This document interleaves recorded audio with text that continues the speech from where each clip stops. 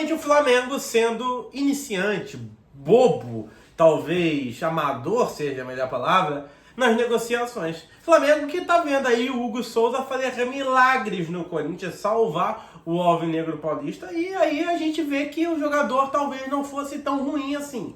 Bom, tem muita gente que critica o Hugo Souza, mas também tem muita gente que diz que o Hugo foi um bom goleiro, injustiçado. Claro, o Hugo teve aí a sua ascensão meteórica no Flamengo, ele veio como um goleiro da base, fez boas partidas, tomou a titularidade do gol do Flamengo, e depois daquele fatídico jogo contra o São Paulo, onde ele quase entregou a paçoca e quase fez o Flamengo perder o Campeonato Brasileiro, ele ficou escanteado, não reassumiu a posição, não conseguiu elevar o seu nível de performance, e aí começou a ser emprestado, e agora parou no Corinthians e deve ser comprado pela bagatela de 6 milhões de reais. Mas o que eu queria dizer é o seguinte, o Flamengo erra em algumas vezes. Tudo bem, o jogador foi mal, o jogador quase entregou a paçoca. Aliás, ele entregou, mas não entregou tanto a ponto da gente perder o título como fez o Andrés Pereira.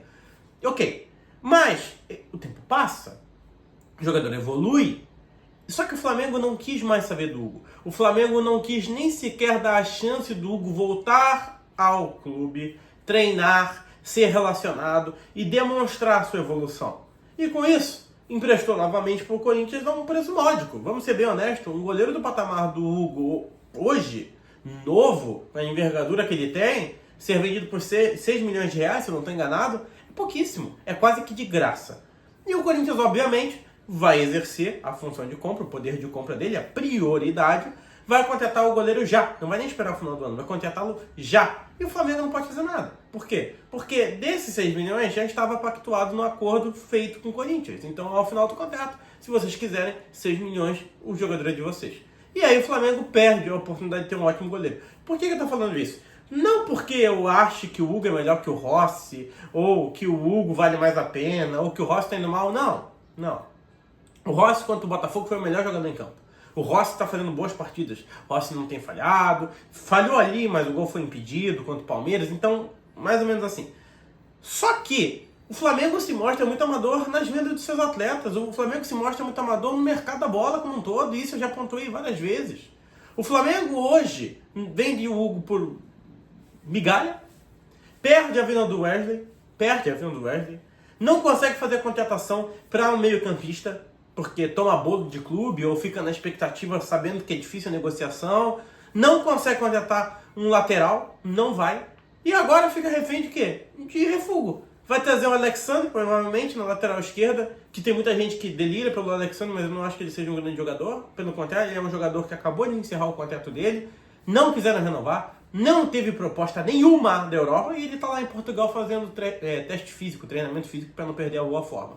Deve vir para o Brasil, com um contrato milionário, e o Flamengo vai pagar uma paulada para um lateral esquerdo, que vai ser o terceiro lateral, talvez seja o primeiro lateral. Então, eu não entendo. Por que não trazer um jogador revelação, né? Um garoto novo? Ou pega alguém por empréstimo, né? Porque o Vinha logo mais vai estar de volta, gente. Não acabou a carreira do Vinha, não. Daqui a pouco ele volta. Ano que vem ele tá aí de novo, entendeu?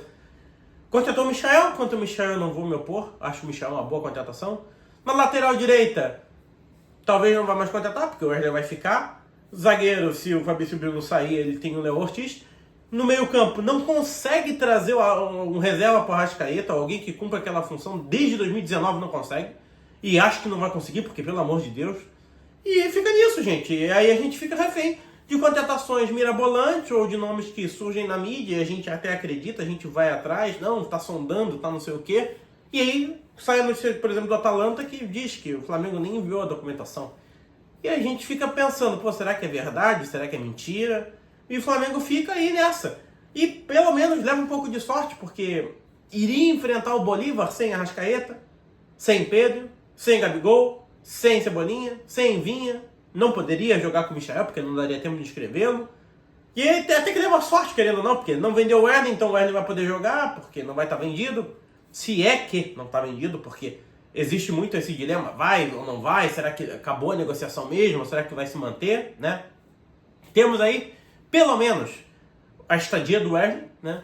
E o retorno aí do De La Cruz, que vai voltar a jogar, ele estava lesionado, né? vai voltar a jogar, e o Luiz Araújo, que treinaram e agora estão aptos para ir pro confronto. Pelo menos isso, entendeu? Mas assim, gente, é ridículo, porque o Flamengo ele vai de mal a pior. Antes, a gente tinha um Flamengo superavitário, agora já tá com déficit.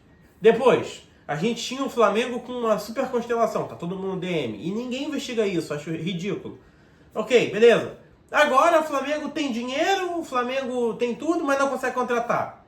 Era uma dificuldade para contratar. Nesse exato momento o Flamengo não tem dinheiro, porque tá com déficit. O Flamengo não tem um elenco ferrado, porque tá todo mundo lesionado. E o Flamengo não contrata.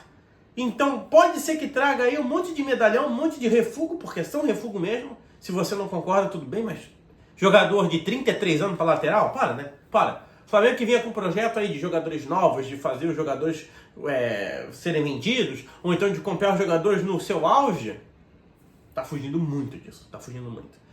Tomara que dê certo.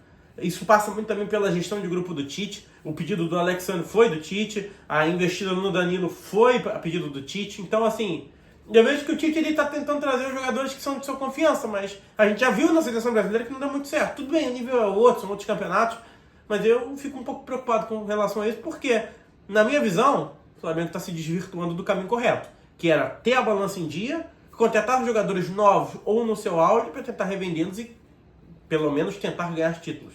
Jogadores mais velhos estouram, custam caro e normalmente não rendem muita coisa pro Flamengo. Bom, essa é a minha opinião. Se você concorda, deixa nos comentários. Aproveita, se inscreve no canal e deixa o teu like, que me ajuda demais e é de graça. Compartilha esse vídeo com os teus amigos e aciona o sininho de notificação para ficar sabendo dos próximos. Fui!